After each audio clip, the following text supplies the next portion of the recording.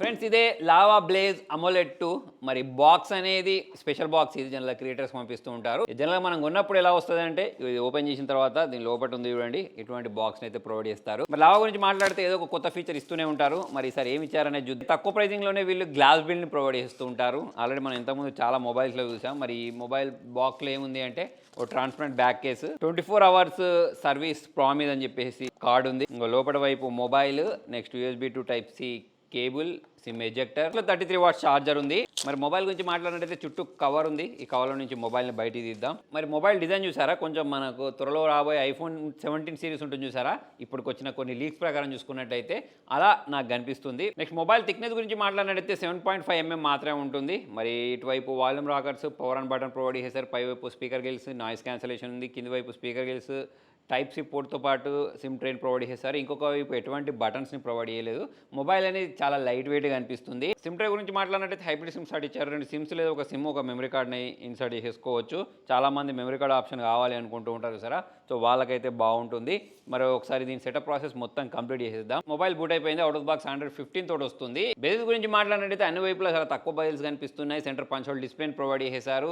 700 nits brightness ఉంటుందని చెప్పేసి అయితే చెప్తున్నారు. అంతేకాకుండా దీనిలో మనకు అమోలెడ్ డిస్ప్లేని ప్రొవైడ్ చేశారు. 120 Hz రిఫ్రెష్ రేట్ ఉంటుంది. మరి డిస్ప్లే పరంగా చూసుకున్నట్టయితే మనకు ఎటువంటి ప్రాబ్లం ఉండదు. మొబైల్ డిస్ప్లే చూడండి చాలా బాగుంది. అన్ని కలర్స్ అనేవి ప్రాపర్ కనిపిస్తున్నాయి. డిప్ బ్లాక్ కనిపిస్తున్నాయి.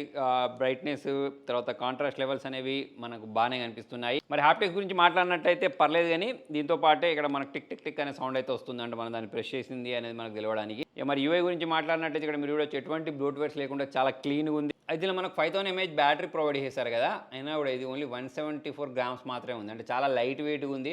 లైట్ వెయిట్ మొబైల్స్ కావాలనుకునే వాళ్ళకి బాగా అనిపిస్తుంది. మరి అలా అని చెప్పి స్క్రీన్ సైజ్ కూడా చిన్నగా ఏం లేదు. 6.67 inches ఉంది. ఫుల్ HD ప్లస్ డిస్ప్లే ఇంతకు నేను చెప్పినట్టు 120 Hz రిఫ్రెష్ రేట్ కూడా ఉంటుంది. ఇక ప్రాసెసర్ గురించి మాట్లాడితే MediaTek Dimensity 7060 ప్రాసెసర్ని ప్రొవైడ్ చేశారు. మరి డీసెంట్ ప్రాసెసర్ అని చెప్పేసుకోవచ్చు.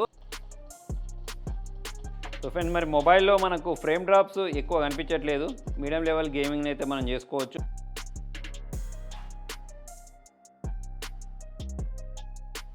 మొబైల్ పెద్ద హీట్ అయినట్టు కూడా నాకు అనిపించలేదు. దీంతో పాటు దీనిలో మనకు LPDDR5 ర్యామ్ UFS 3.1 స్టోరేజ్ టైప్ని ప్రొవైడ్ చేశారు. దీని ప్రైజింగ్ గురించి మాట్లాడినట్టయితే 15,000 వరకు ఉండొచ్చు అని చెప్తున్నారు. సో అదిని దృష్టిలో పెట్టుకున్నట్టయితే మాత్రం డీసెంట్ ప్రాసెసర్. ఇక నాకు తెలిసిన కొన్ని లీక్స్ ప్రకారం 13,000 ఉంటుందంట. 13,000 ప్రైజింగ్ ప్రకారం చూసుకున్నట్టయితే UFS 3.1 స్టోరేజ్ టైప్ ఇవ్వడం అనేది మంచి విషయం. ఇక మరి మొబైల్ యొక్క వన్ ఆఫ్ ది USP ఏంటి అంటే దీనికి సంబంధించిన డిజైన్ అని చెప్పేసుకోవచ్చు. ఇక్కడ మీరు చూసారా దీనికి సంబంధించిన కెమెరా మోడల్ అనేది కొంచెం వెరైటీగా డిజైన్ చేశారు. దీనిలో మనకు 50 మెగాపిక్సెల్ సోనీకి సంబంధించిన కెమెరాని అయితే ప్రొవైడ్ చేయడం జరిగింది. మరి పాంటా గ్లాస్ ప్రొటెక్షన్ ఉంటుంది. గ్లాస్ బిల్డ్ ఉంటుంది. దాని కారణంగా మనకు మొబైల్ అనేది ప్రీమియంగా అనిపిస్తుంది. ఈ కెమెరా గురించి మాట్లాడినట్టయితే ఇక్కడ మీరు చూడండి శాంపుల్స్ ఎలా ఉన్నాయనేది ఫొటోస్వి నాకైతే డీసెంట్గానే అనిపించాయి. మరి సూపర్ ఏం కాదు వేస్ట్ కూడా ఏం అలా అనిపించలేదు. కెమెరా UI ఏదైతే ఉంటుందో దానిలో కొంచెం ఇంప్రూవ్మెంట్ ఉంటే బాగుండని చెప్పేసి అనిపించింది.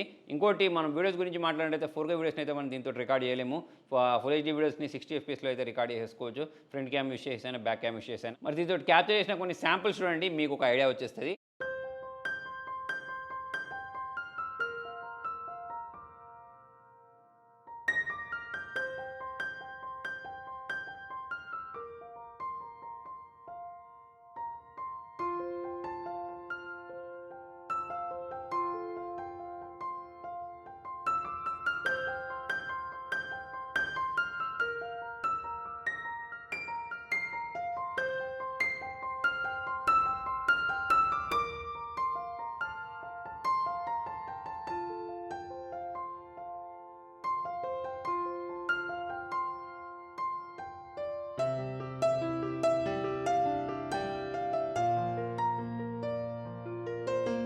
IP రేటింగ్ వచ్చేసి IP64 ఉంటుంది. ఇక మనకు స్ప్లాష్ ప్రూఫ్ అన్నట్టు. ఓవరాల్ చూసుకున్నట్టయితే మొబైల్ యొక్క ఇన్ హ్యాండ్ ఫీల్ అనేది బాగుంది. డిస్ప్లే అనేది బాగుంది. డిజైన్ అనేది బాగుంది. మరి ప్రైజింగ్ అనేది తక్కువ ఉంటే ఇంకా బాగుంటుంది. మరి మీరేమనుకుంటున్నారు ఈ మొబైల్ ప్రైజింగ్ అనేది కింద కామెంట్లో రాయండి. లైక్ చేయండి, షేర్ చేయండి. Thank you.